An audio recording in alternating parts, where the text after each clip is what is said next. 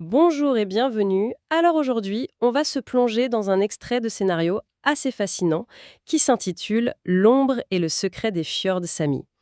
La scène, elle nous place à Oslo, dans un café, juste avant l'aube. L'ambiance est lourde, pluvieuse, très cinématographique. On y découvre deux aventuriers, Alex et Léa, qui préparent une expédition en kayak. Et ce qui est génial avec nos sources, c'est qu'on n'a pas seulement le dialogue, mais aussi les notes de production. Du coup, notre mission aujourd'hui, c'est de décortiquer un peu comment ce récit arrive à mélanger un thriller super moderne avec un folklore ancien et même terrifiant. Oui, et ce mélange, on le sent dès les toutes premières lignes en fait. Il y a cette tension immédiate entre le monde visible, celui qu'Alex essaye de maîtriser, et puis un monde caché, presque invisible. D'un côté, on a ses cartes, ses applis météo, sa préparation quasi obsessionnelle, et de l'autre, une menace qui n'est sur aucun radar, qui n'a aucune alerte. C'est cette collision en fait qui est au cœur de tout. Commençons par les personnages, si vous voulez bien. Ce qui m'a tout de suite frappé, c'est à quel point Alex et Léa sont des opposés. On dirait presque un cliché, non? Le planificateur angoissé face à l'aventurière qui fonce tête baissée. Je crois que le script utilise ce cliché pour aller plus loin. Alex, c'est vraiment l'homme moderne face à la nature. Le texte est très clair. Il a vérifié la météo peut-être 12 fois. Il est scotché à son téléphone. Il cherche une sécurité absolue dans l'information. Il veut cartographier l'inconnu avant même de l'affronter. C'est une tentative de contrôler le futur. Et il y a ce détail que j'ai adoré.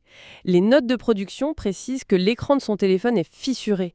C'est subtil, mais ça en dit tellement long. Ah oui, c'est une métaphore parfaite. Sa fenêtre sur ce monde rationnel est déjà brisée. Exactement. Il s'accroche à une illusion de contrôle qui est déjà littéralement fracturée. Sa technologie, son bouclier, a déjà une faille. Et c'est là que le personnage de Léa devient essentiel. Elle n'est pas juste son opposé. Elle est la réponse à cette illusion. Elle est instinctive, presque animale. Quand elle lance son couteau et qu'elle le plante à 1 centimètre de la main d'Alex, ce n'est pas juste pour le provoquer. Non, c'est un test. C'est ça. Elle teste pas seulement ses réflexes, elle teste sa vision du monde. Elle lui dit « Vos données ne servent à rien face au réel, à l'imprévu. Elle se nourrit pas d'infos, mais de bonbons énergétiques, prête à réagir physiquement. Vous mettez le doigt dessus. » Ce n'est pas juste une différence de caractère, c'est une opposition philosophique. Alex veut éliminer le risque par la data, Léa, elle, l'accepte, peut-être même qu'elle le recherche. Elle sait que le vrai danger ne se lira jamais dans un rapport météo. Du coup, la question que ça pose, c'est, face à un danger primal, est-ce que notre technologie nous protège ou est-ce que c'est juste une distraction, une illusion? C'est la question centrale, et le script y répond de manière brutale, presque tout de suite. À peine cette opposition est posée, qu'un truc totalement hors de contrôle débarque. Oui, une silhouette encapuchonnée qui entre dans le café, et sa seule présence change tout. L'atmosphère se glace. Ce qui est fascinant, c'est sa cible. Il ignore Léa, qui est pourtant la menace physique évidente. Il va droit sur Alex, le rationnel.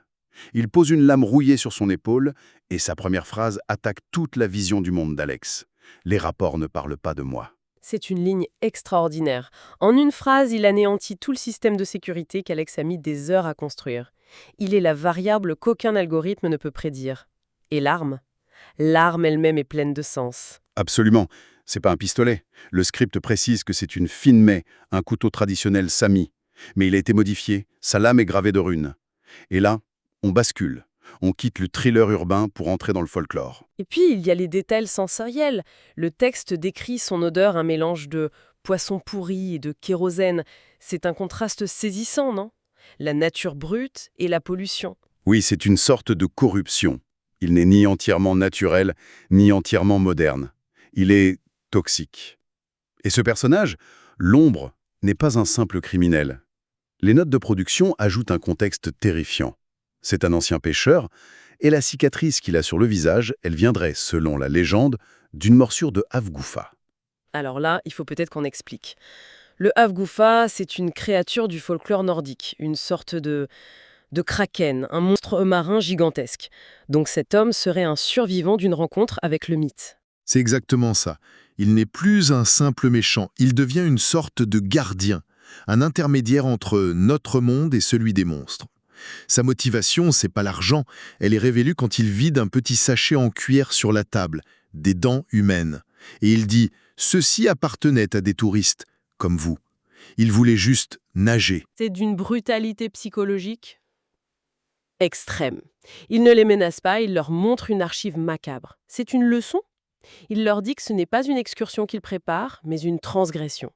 Et les notes le confirment. Son but est de nourrir la mer avec des victimes pour apaiser une entité et protéger sa famille. Il n'agit pas par méchanceté, mais par une peur ancestrale.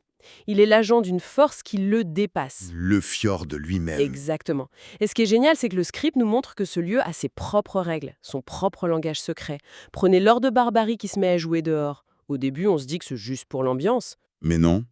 Les notes de production révèlent que c'est tout sauf anodin. L'instrument joue la complainte du pêcheur, un air interdit depuis 1923. Et la raison de l'interdiction, c'est que c'est devenu un code, un signal pour dire qu'un chasseur d'hommes est en ville. C'est un système d'alerte invisible pour les étrangers comme eux. Et il y a une couche d'horreur en plus. Ah oui. Les notes disent que la mélodie jouerait à l'envers quand l'ombre est tout près. C'est une idée de mise en scène sonore qui est juste terrifiante. Le contraste entre ce son un peu nostalgique et le signal de mort, c'est saisissant. C'est ça.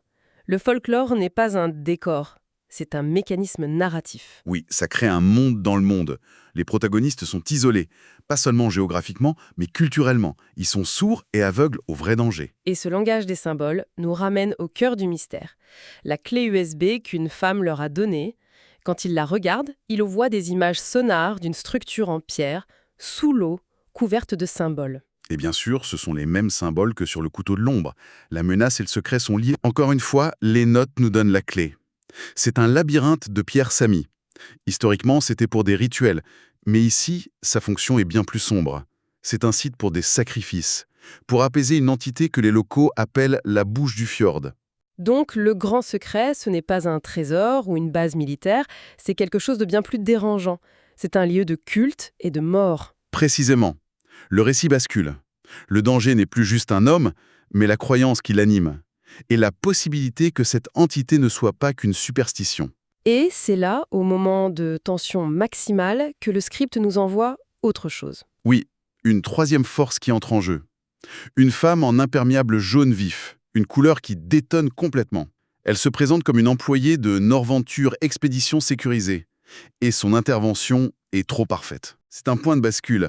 Elle désamorce la situation, fait fuir l'ombre, elle se pose en sauveuse. Mais le script décrit son sourire comme commercial et faux. Elle n'est pas là par hasard. C'est elle qui leur a donné la clé USB. Elle ne les sauve pas, elle les utilise. Voilà. Elle les recrute, ou plutôt elle se sert d'eux. Et Norventure, cette agence qui vend de la sécurité, les notes nous disent que c'est en réalité une façade, une couverture pour des mercenaires qui protègent des secrets géologiques. C'est une excellente question.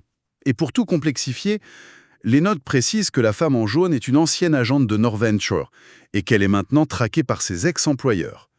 Ce n'est donc pas une alliée fiable, elle joue sa propre partie. Donc le conflit change complètement. On n'est plus dans le rationnel contre le surnaturel. On a trois factions.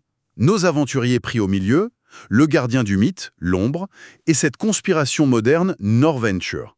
Ça démultiplie les enjeux. La question n'est plus seulement le monstre existe-t-il, mais pourquoi Norventure veut le cacher? Pour exploiter une ressource ou, hypothèse plus angoissante, savent-ils que le mythe est réel et essaient-ils d'empêcher une catastrophe? Le danger n'est plus seulement un homme isolé, mais une force paramilitaire organisée. Ce qui nous amène à la fin de la scène, sur le quai. L'ombre a disparu, la femme aussi. Alex et Léa sont seuls face à leur kayak que le script décrit comme étant rouge sang. Oui, l'image est forte. Et Léa résume parfaitement leurs options. Fuir, appeler la police, l'option rationnelle d'Alex. Ou alors, utiliser les infos de la clé USB pour, et j'adore sa formulation, danser avec les monstres. Et ce choix, il est déjà biaisé. La vidéo sur la clé a déjà prouvé que la structure en pierre existe. Le mythe a une base réelle. Appeler la police, ça semble soudain complètement dérisoire. C'est ça, le monde rationnel ne plus les outils. Et la dernière réplique de Léa est un défi direct à Alex. Elle lui dit « On fait quoi, explorateur? On va en pyjama ou on danse avec les monstres ?» Elle le force à choisir son camp. Et le script se termine avant sa réponse. Mais il est précisé que la réponse est déjà dans ses yeux. On nous laisse en suspens, mais avec cette idée forte qui se dégage. Cette frontière entre l'exploration et la transgression. Oui, Le récit suggère que certains lieux, certains secrets, ne sont pas faits pour être découverts, qu'ils possèdent une mémoire, peut-être une volonté, et que les ignorer, que ce soit par rationalisme ou par avidité, a des conséquences terribles. Du coup, la question qui reste en suspens, c'est pas seulement de savoir ce qu'ils vont faire. Non, la question est plus profonde. Elle nous interroge sur notre propre rapport à l'inconnu. Est-ce qu'il faut toujours chercher à tout cartographier, à tout comprendre? Ou est-ce qu'il y a des zones d'ombre qu'il est plus sage de respecter, voire de craindre? Ce scénario, en tout cas, semble nous dire que toute lumière jetée sur certains secrets ne fait qu'agrandir l'ombre qu'il projette.